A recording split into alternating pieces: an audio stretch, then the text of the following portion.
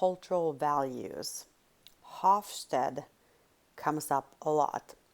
So depending on if you're in the US or in Europe, you will probably pronounce his name differently. So here in the US, we would probably call him Gert Hofstede. And if I pronounce it correctly, he was from Holland, and the Dutch, I believe, would say Hofstede. Regardless, this gentleman did a global study with IBM in the 70s, looking at cultural values that either were similar or different in different regions, in different cultures of the world. And so several decades later, we still quote this study because it was so fundamental, and it is still relevant today. The Globe study with the Globe group have done replications of the Hofstede study, and they are finding similar findings, and then they're adding on to it. So you might want to Google Globe as well. So we can talk about dimensions of culture, or we can talk about values. And there's a few here. We have individualism, power distance, uncertainty avoidance, gender role orientation, long-term orientation.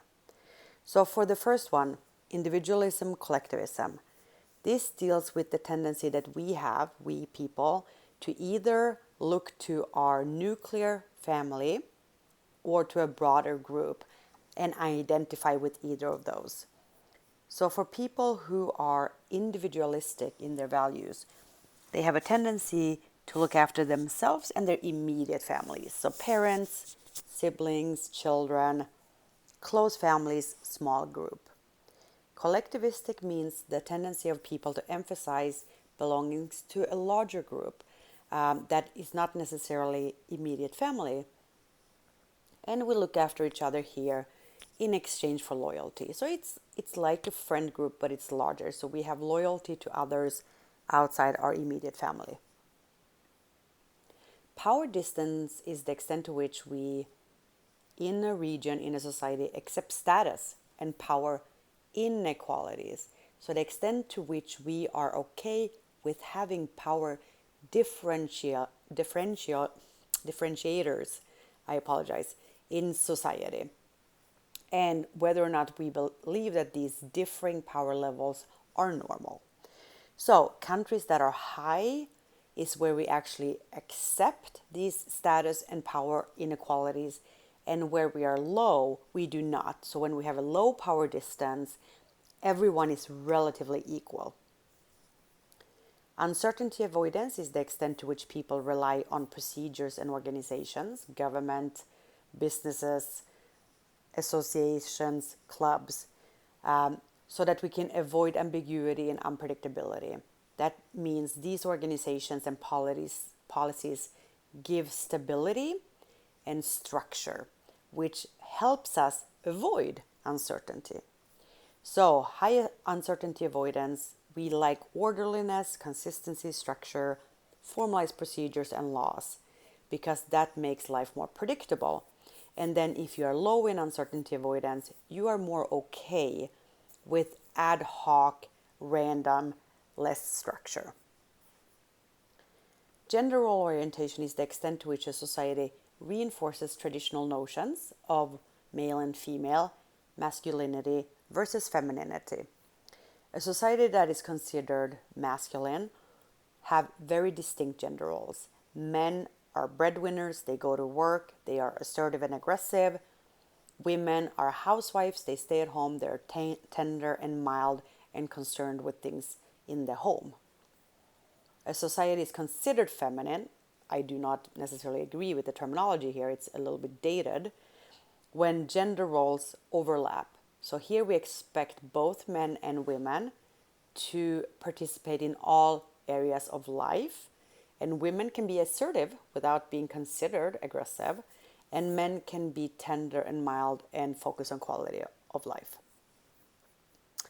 Long-term orientation is the extent to which society embraces the virtues oriented towards the future as opposed to the now. So if you're in a long-term orientation, we look at sustained commitments, perseverance, and thrift. And the opposite would be where we reward quick results. Leisure time is important because that's the here and the now. And we have less respect for traditions. So these 5 dimensions of national culture or regional culture are the one by Hofstede.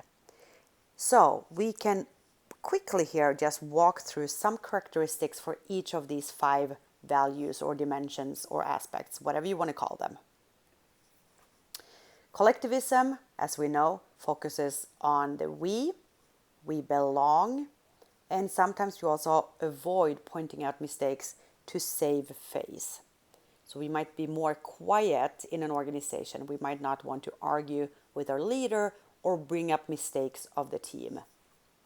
Individualistic societies tend to be more pursuing of their own personal goals, their own careers, and what is important to them. So it's all about individual initiatives, achievements, goals, and we have private lives and we keep to ourselves more.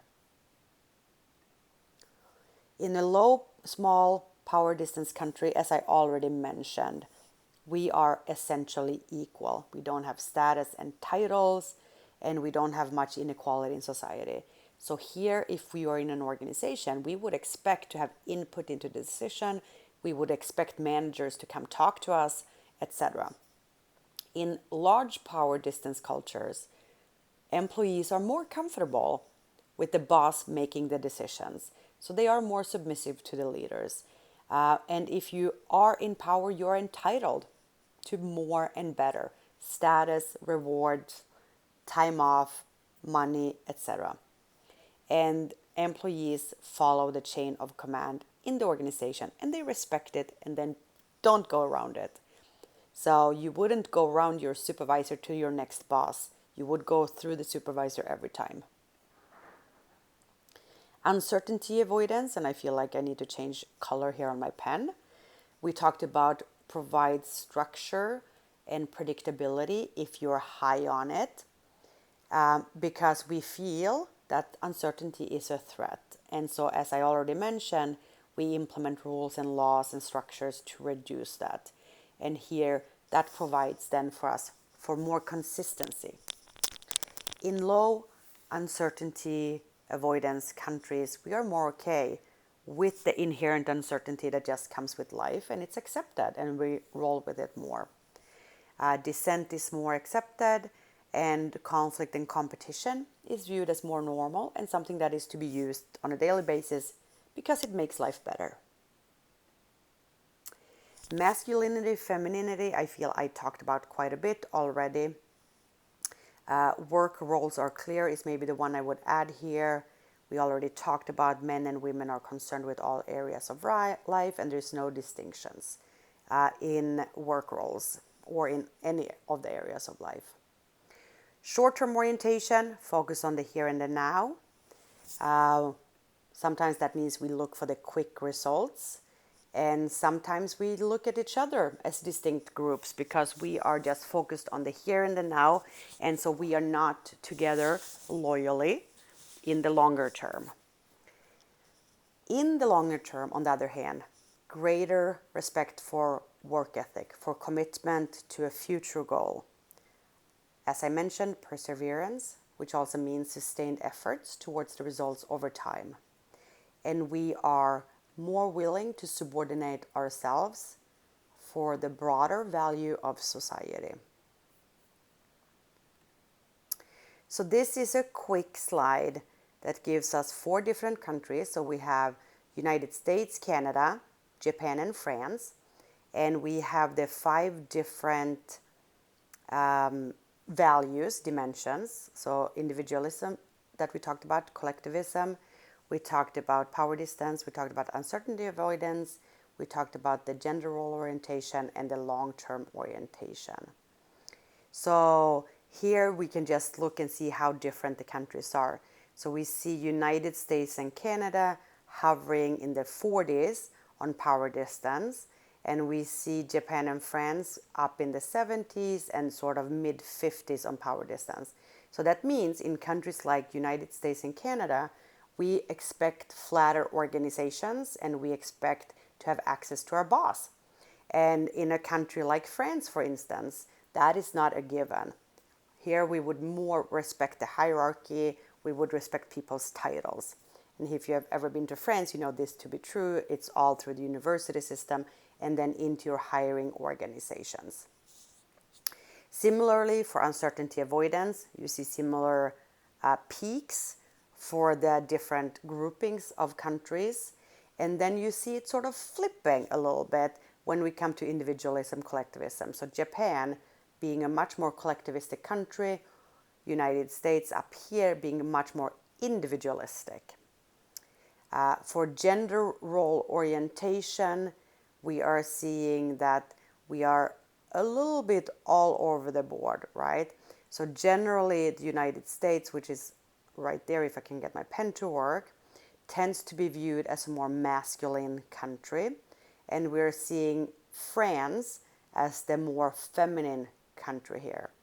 And then finally, for long-term orientation, I don't think this shocks anyone that the United States is very short-term oriented, and countries like France, oh no, I'm sorry, United States, I flipped the graph here. So Japan, rather, up here is much more long-term, that's what I meant to say, long-term oriented, and countries like the United States, Canada, and France, which surprises me a little bit, that France is more short-term oriented, because France comes with a long tradition of history and elitism and traditional values. And so I would expect France, frankly, to be more long-term oriented than short-term oriented.